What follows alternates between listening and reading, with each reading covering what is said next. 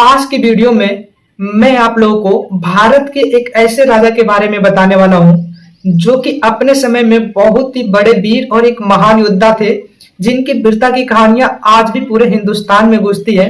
जिनका नाम है पृथ्वीराज चौहान, जिनका जन्म लगभग 1166 ईस्वी में हुआ था।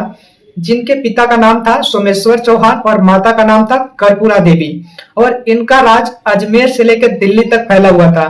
और ये बहुत बड़े योद्धा थे, धनुर्धर थे, कुशल योद्धा थे, और हिंदुस्तान के काफी राजा इनसे डरते थे और जल्दी पृथ्वीराज चौहान से युद्ध करना नहीं चाहते थे। तराइन का प्रथम युद्ध पृथ्वीराज चौहान और मोहम्मद गौरी के बीच में 1191 ईस्वी में तराइन का प्रथम युद्ध हुआ था, जिसमें पृथ्वीराज चौहान विजयी हुए थे और मोहम्मद गौरी की हार हुई थी, और बहुत ही बुरी हार हुई थी।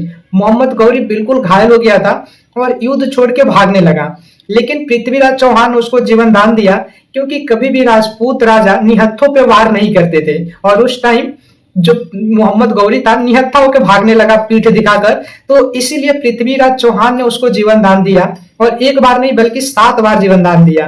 फिर मोहम्मद गौरी ने सोचा ऐसे में तो पृथ्वीराज चौहान को नहीं हराया जा सकता है। फिर उसने एक योजना चालाकी से रणनीति बनाई, और उसके बाद से जो मोहम्मद गौरी था हिंदुस्तान के काफी हिंदू राजाओं को अपने पक्ष में कर लिया, लालच देके राजपाट का लालच दिया और उनको अपने पक्ष में कर लिया।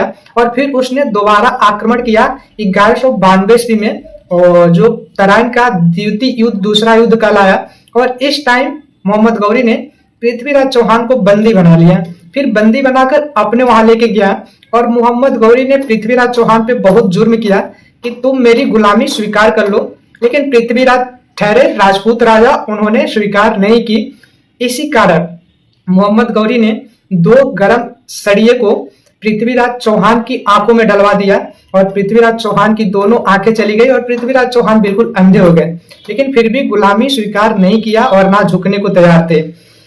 तो मोहम्मद गौरी ने काफी जुर्म किया पृथ्वीराज चौहान पे, और इस बात का पता पृथ्वीराज चौहान के कवि चंद्रबाई जो कि दिल्ली में थे उनको पता चला, और फिर ये चले गए पृथ्वीराज चौहान से मिलने। लेकिन वहां जाने के बाद उनको भी बंदी बना लिया गया।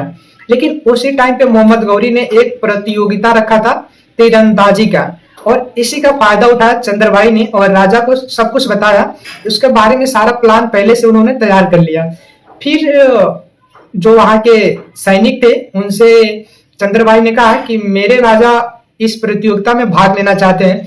तो फिर ये बात गई मोहम्मद गौरी तक। तो मोहम्मद गौरी ने सोचा कि एक अंधा व्यक्ति जिसके पास आंखें नहीं है वो तीर कैसे चला सकता है। वो देखने के लिए बहुत उत्सुक हुआ और उनको भाग लेने की स्वीकृति दे दी।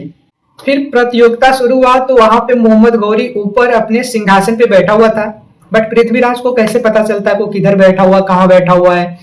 तो इसी पे चंद्रबाई ने एक कविता सुनाया था कि वो किस दिशा में बैठा है, कितनी दूरी पे बैठा है और कितना ऊंचाई पे बैठा है। और उसी कविता को सुन के पृथ्वीराज चौहान ने तीर चलाया, और पृथ्वीराज चौहान का ये तीर जाके मोहम्मद गौरी के गर्दन पे लगा और उसका सर धड़ से अलग हो गया, और यहीं पे मोहम्मद गौरी की मृत्यु हो गई।